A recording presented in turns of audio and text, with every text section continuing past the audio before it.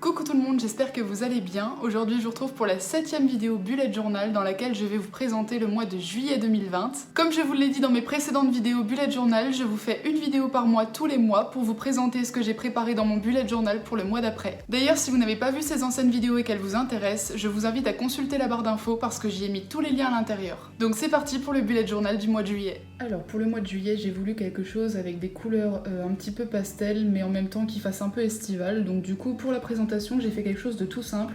Je suis venue écrire juillet ici avec un feutre noir et j'ai simplement collé des autocollants autour qui viennent de chez Action.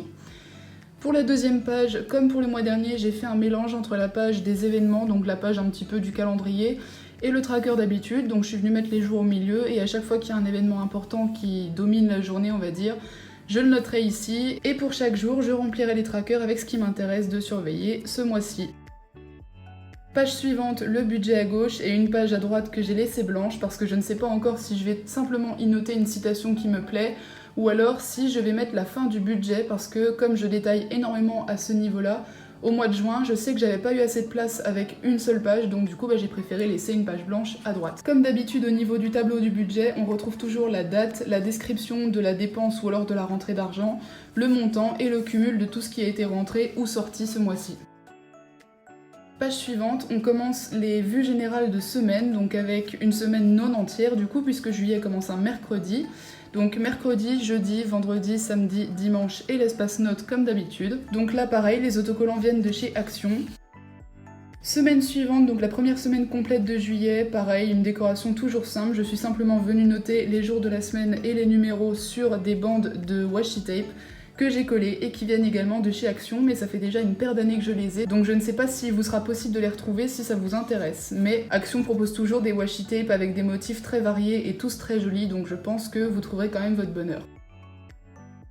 Semaine suivante où l'on retrouve toujours les jours écrits sur du washi tape, cette fois-ci aux motifs différents, donc j'ai collé le washi tape dans différents sens en fait, de sorte à ce que ça ne fasse pas toujours la même chose. Bon c'est qu'un détail mais ça fait toujours une petite différence, et j'ai également été collé donc un autocollant un petit peu floral, une petite feuille un peu tropicale comme ça, et un petit flamant rose pour rappeler toujours l'été en fait, puisque c'est un petit peu ce qu'on cherche ce mois-ci. Semaine suivante, j'ai voulu faire un petit peu différemment des semaines d'avant puisque vous pouvez retrouver chaque jour écrit 2 fois. Donc je suis déjà venue écrire une fois au surligneur pastel le jour en majuscule et je suis venue réécrire dessus en minuscule, donc tout en respectant les espaces des lettres. Et j'ai mis le numéro juste en face, séparé par une petite bande de washi tape. Donc comme d'habitude, on retrouve toujours la semaine entière avec le petit espace note en bas à droite. Dernière semaine de juillet qui reprend un petit peu entre nous soit dit le motif de la première puisqu'elle n'est pas complète non plus. Donc je me suis tout simplement contentée de venir écrire l'initiale du jour ainsi que son numéro sur un autocollant que j'ai collé en respectant les jours de la semaine tout simplement, avec toujours le petit espace note ici. Dernière page de juillet, donc c'est tout simplement une page souvenir de ce mois-ci où j'écrirai justement les petites choses qui m'ont plu ce mois-ci, les choses dont j'aimerais me souvenir.